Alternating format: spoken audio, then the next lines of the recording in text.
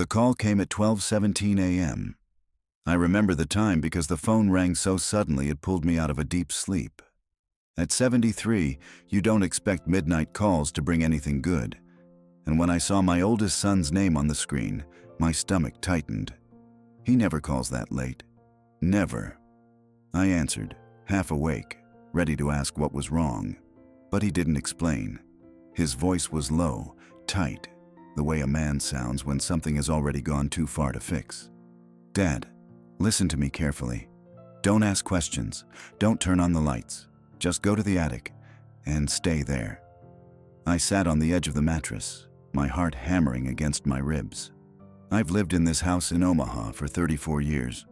I know every creak in the floorboards and every shadow that falls across the hallway. I raised Michael here. I coached his little league team and watched him leave for the academy, proud as any father could be that his boy was joining the bureau. He was always the responsible one, the man with the badge and the plan. "Michael, what are you talking about?" I whispered, my voice sounding older than I felt. "No questions, Dad," he snapped, and I'd never heard that edge in his voice directed at me before. "Just do it, now. Take your phone, but put it on silent. Hide in the back behind the old trunks. If you hear anything downstairs, you stay quiet. Do you understand me?" "I understand," I said, though I didn't. I didn't turn on the lamp.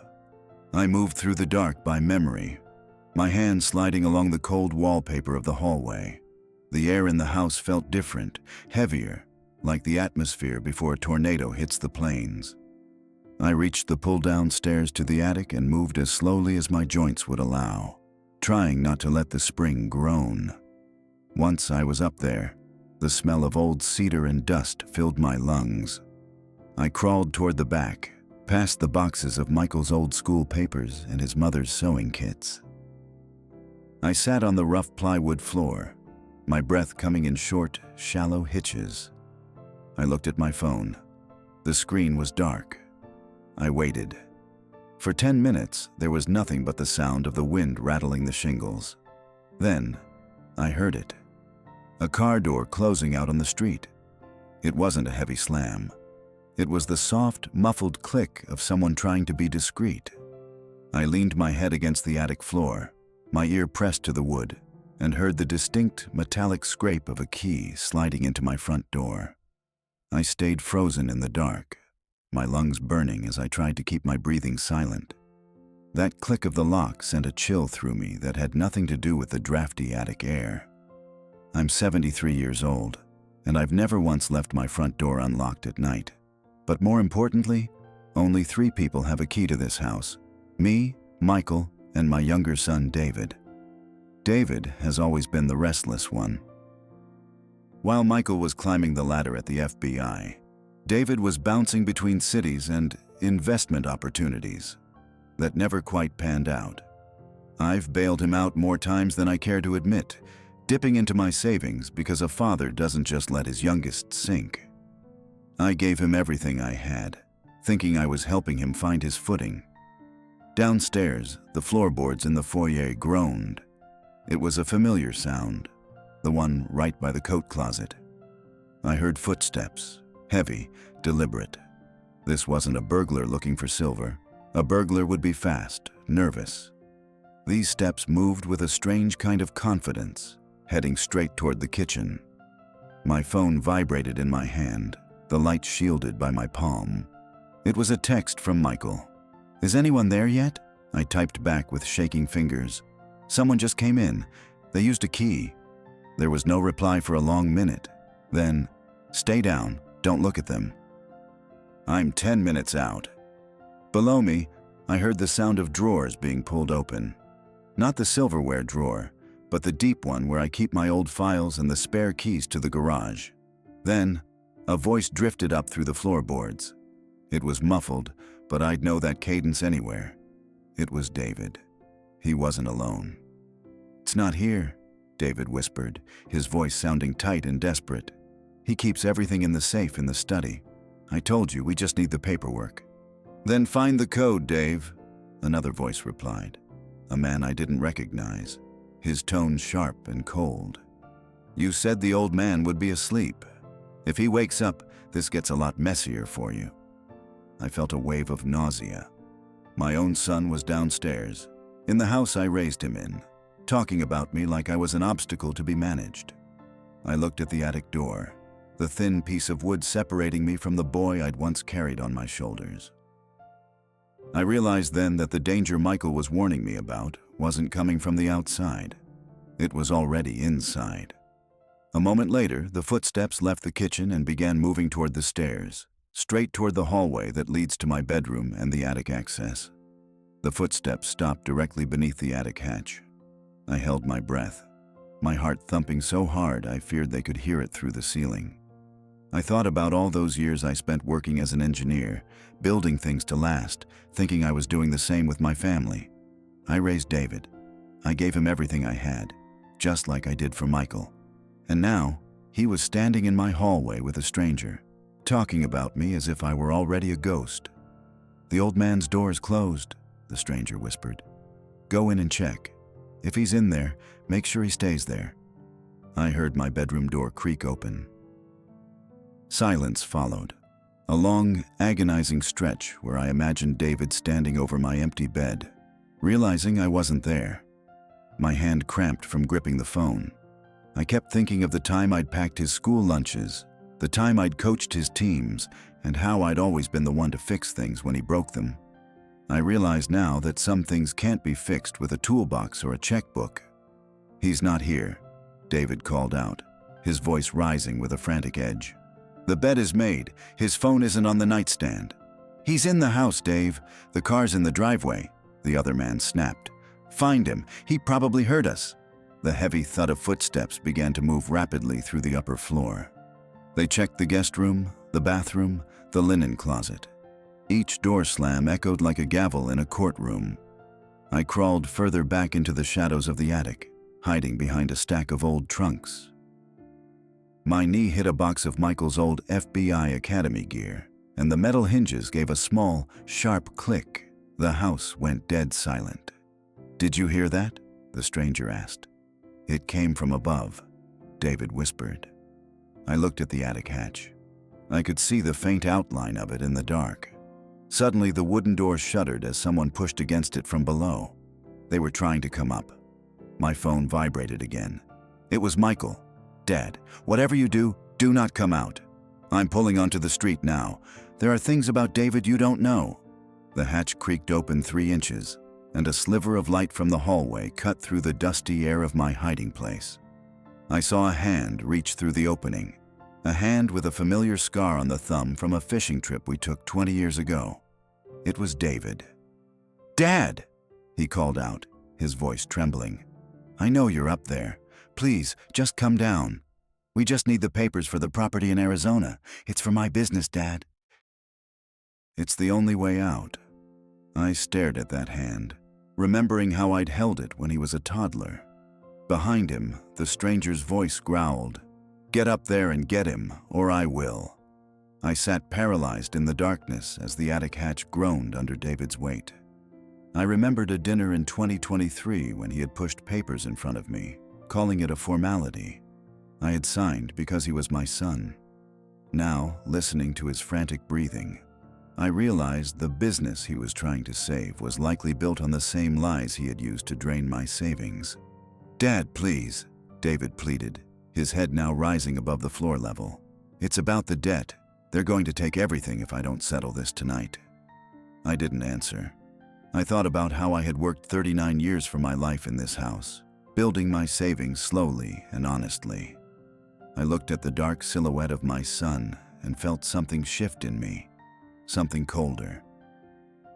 He wasn't here to check on me. He was here to use me as collateral one last time. Suddenly, blue and red lights began to strobe against the small attic window, reflecting off the dust motes. Michael was here. The stranger downstairs let out a muffled curse, and I heard the front door fly open. "FBI, don't move!" Michael's voice boomed from the foyer, a sharp, professional roar that sounded nothing like the son who used to pack school lunches. Below us, a scuffle broke out, the heavy thud of bodies hitting the floor and the metallic clink of handcuffs. David froze, half in and half out of the attic, his face illuminated by the police lights outside. He looked at me, his eyes wide with a mixture of terror and betrayal. "You called him?" David whispered, his voice cracking. "You called Michael on your own son?" I finally found my voice, though it felt like it was coming from someone else. "I didn't call the police, David. I called your brother. Dad, get down here!" Michael shouted from the bottom of the stairs. David scrambled up into the attic fully now, trying to pull the hatch shut behind him to hide, but the stranger's footsteps were gone, replaced by the heavy, tactical boots of Michael's team entering the hallway. David grabbed my arm, his grip bruisingly tight. "Tell them I was just checking on you," he hissed. "Tell them you invited me over. If you don't, I'm going to prison, Dad. Is that what you want?" I looked at the hand on my arm, the same hand that had once held a trophy I'd been so proud of. I looked at my son and realized I didn't know what he was capable of anymore. "Let go of me, David," I said quietly. The attic hatch was kicked open from below, and the beam of a high-powered flashlight blinded us both. Michael was standing there, his weapon drawn, looking at his younger brother through the sights of a pistol. The light from Michael's flashlight was so bright it felt like it was burning a hole through the decades of memories stored in that attic. David's grip on my arm went limp as he slumped against a stack of boxes, covering his eyes. I stood there, trembling, looking at one son holding a gun and the other cowering in the dust. I had raised them both in this house, under this very roof, and I couldn't understand how their paths had diverged so violently. "Hands behind your head, David, now!" Michael's voice was like ice, stripped of any familial warmth. "Michael, please," David sobbed, his bravado from moments ago vanishing. "I was just trying to fix things. The men I owe, they're dangerous. They said they'd come for all of us if I didn't get the deeds." I looked at Michael, waiting for a flicker of sympathy, but his expression remained a mask of professional duty. He didn't lower the weapon. "We've been tracking that investment group for 6 months, Dave. We knew they were coming here tonight. Why do you think I told Dad to hide?" The truth hit me harder than the cold floor. Michael hadn't just been protecting me. He had been using my house as a trap. He knew David would come here. He knew his own brother was working with criminals, and he had let it play out to catch the bigger fish downstairs. I felt a hollow ache in my chest. One son was a thief, and the other was using his father as bait. "You knew?" I whispered, looking down at Michael. "You knew he was coming, and you let me sit up here in the dark for 10 minutes while they broke into my home?" Michael didn't blink. "I had to ensure the connection was clear, Dad. If I had moved too early, they would have walked. I had to protect the case." "The case?" I repeated. "I'm your father, Michael. This is your brother." "He's a suspect in a federal fraud investigation, Dad," Michael said, finally holstering his weapon as his team moved in to zip-tie David's hands. As they dragged David toward the hatch, he looked back at me, his face twisted in a mask of desperation. "He doesn't care about you, Dad. He just wants the collar. He's been recording your calls for weeks." I looked at Michael, and for the first time in my life, I saw a stranger. I thought about how I had given them everything I had, my time, my money, my heart. Now, as the attic cleared and the heavy boots thudded down the stairs, I was left alone in the dark with the smell of cedar and the realization that the family I thought I knew had never really existed. I reached out to touch a box of old photos, but my hand stopped. I didn't want to see the smiles anymore. "Dad, come down," Michael called from below, his tone softening slightly, though the command was still there. "It's over." But as I looked at the empty space where my sons had just stood, I knew it was only beginning. I moved toward the hatch, my legs feeling like lead. Downstairs, the house was a hive of activity. Men in jackets with yellow letters were bagging my files, the same files I'd spent 40 years organizing in my study. I saw Mark's business documents being labeled as evidence. I felt the weight of my 73 years as I watched my life being dismantled by my own children. Michael stood in the center of the living room, barking orders. He looked up at me as I reached the bottom step. "Dad, we need you to sign some statements," he said, holding out a tablet. "It's procedural." "Procedural," I repeated, the word tasting like ash. I remembered when David had used that same word to get me to sign the property guarantee. I looked at Michael, really looked at him. "You've been listening to my calls? For how long?" Michael adjusted his glasses, looking away. 6 weeks. Since Mark started talking about the restructuring of your assets, we had to know how deep the fraud went." "And you didn't think to warn me?" I asked, my voice rising for the first time. "You let me sit across from your brother at Sunday dinner, watching him lie to my face, while you recorded it all for a file." David was slumped on the sofa, his hands bound behind him. He let out a harsh, jagged laugh. "He enjoyed it, Dad. He wanted the evidence to be airtight so he could get that promotion. He didn't care that they were using your house as collateral." "Shut up, Dave," Michael snapped. He turned back to me, his expression softening just a fraction. "I was trying to save what was left of your retirement. If I'd tipped him off, he would have drained the rest of the accounts and vanished. This was the only way to stop the bleeding." I looked at the framed photo on the wall. All of us in our Little League uniforms, Margaret in the bleachers, clapping like we'd already won.